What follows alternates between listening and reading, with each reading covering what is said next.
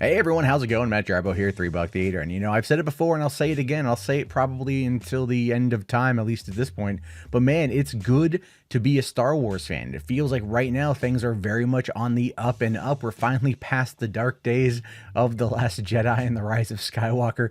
The sequel trilogy is now a year behind us, and it feels like we're moving forward into a new era of Star Wars. It's going to be accessible and fun the world over. And Disney and Lucasfilm and Kathleen Kennedy seem to finally understand what makes Star Wars tick, and they seem to be going that direction. And of course, that has a lot to do with putting the right people in place. Of course, that's Dave Filoni and Jon Favreau, and soon to be Robert Rodriguez in regards to the Book of Boba Fett. But what I wanted to talk about today is this weird rumor that's going around in regards to the Luke Skywalker show currently in development, like active development over there at Lucasfilm. This is something that, I think a lot of people have speculated on for a while, but this report comes in from fandomwire.com, and FandomWire has a bit of a, it's got a bit of a spurious past. It's not everything they've ever reported on has been true. In fact, they made waves earlier this year when a certain person, who I'm not going to name because F that guy, came out and said that Warner Brothers is done working with Zack Snyder. They hate the Snyder Cut. It's never going to happen.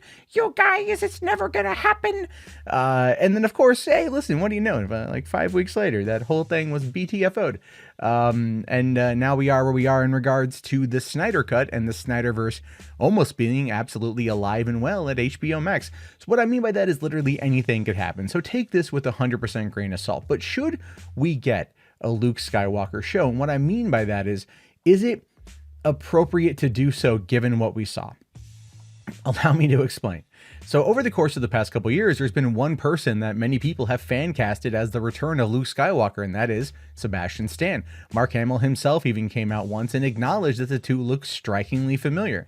And the fact that Sebastian Stan is currently wrapping up working on Falcon and the Winter Soldier over there at Disney Plus for Marvel means that he's already part of the Disney ecosystem, the Disney family, and could probably easily come and be Luke Skywalker. In fact, if you go back and you watch the reveal of Luke Skywalker in the Mandalorian Season 2 finale, when they show him with the hood on, before we see that it's the CGI Mark Hamill face, it almost looks like Sebastian Stan's chin. In fact, you could easily put the two of them together. They go, oh yeah, I thought it was going to be him. In fact, I was expecting it to be Sebastian Stan and not to be a de-aged CGI Mark Hamill. In fact, this is going to sound kind of weird.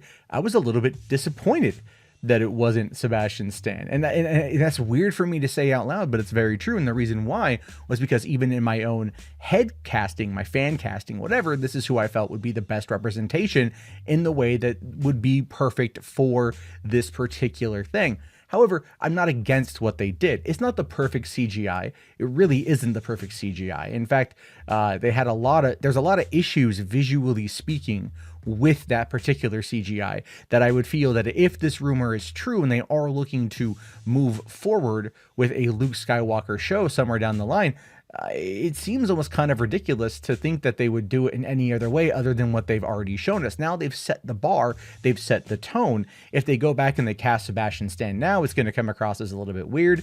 If they continue using the de-aging technology that we saw in this episode, it's not only going to crank up the budget of the show, but we're going to be hitting that uncanny valley area that might run into some problems. And that's one of those things where it really does start to beg the question, is this rumor legit? Again, I have no way of knowing. I would like to see them do something. In fact, I feel there was a line in The Rise of Skywalker when they're talking to Lando and they're talking about Ochi's blade, and Lando says, long time ago, me and Luke went looking for this blade. I can't do a Billy D.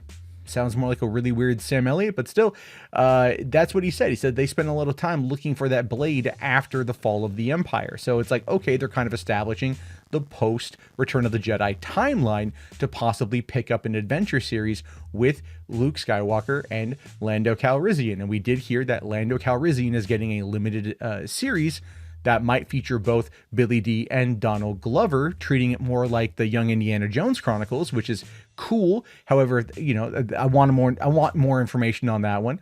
But this whole situation comes across to me as one that because they've already established certain elements of it, it comes across as a bit like, I'm not too sure. because at this point, to sustain it, to keep the budget somewhere that's manageable, and I say this because the last estimate that I had heard about the Mandalorian budget is that the Mandalorian budget was roughly $15 million an episode. To give you an idea, Game of Thrones episodes were roughly $6 million in the beginning and $10 million towards the last couple seasons. And we've seen what they've done with that money. And we've also seen what 15 million has done for The Mandalorian. My God. So who knows what the budget for a Luke Skywalker show is going to be, especially if de-aging technology is used 100% of the time.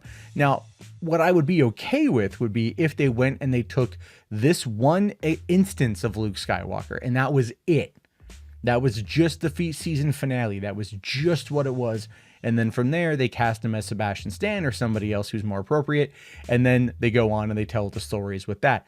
That to me seems like the best course of action. But are fans going to be willing to accept it? Are fans going to sit there and actually go, well, yeah, we've already seen this de-aged Luke, but now we're going to put the role in somebody else's shoes. I have a feeling they might have screwed themselves if this was actually something they were planning on doing in the first place. But as always, I want to hear your guys' thoughts on this one. Do you think that we're going to get a de-aged Luke for a series? Do you think they're going to cast Sebastian Stan? Or do you think this whole thing is just a made up pile of nonsense? I'm curious to know your thoughts and what you would like to see coming out of this. Personally, I really want to see what they would do with this timeline. I think we're going to be getting a lot of stuff. I think a Luke Skywalker show is probably on the horizon. I think with the acknowledgement of Grand Admiral Thrawn, we're going to get a Mara Jade. Well, in order for Mara Jade to be a thing, you have to have Luke Skywalker be a thing. So yeah, probably at some point we're going to be getting something like that. But at the same time, is it just too much? Is it too much? How much of that do they need to rely on legacy characters, right? That are coming out of the original trilogy, but they've already put a heavy reliance on characters that came out of the Clone Wars animated series as well as Star Wars Rebels. So quite frankly, anything is possible.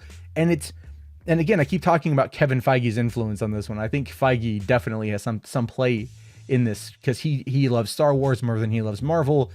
And I think a lot of this feels like Feige in general. But anyway, your thoughts, your opinions, write them down, hit that like, hit that subscribe, hit that bell because YouTube's been terrible with notifying people. I'll talk to you all later. Have yourself a great day. Thank you for watching and peace out.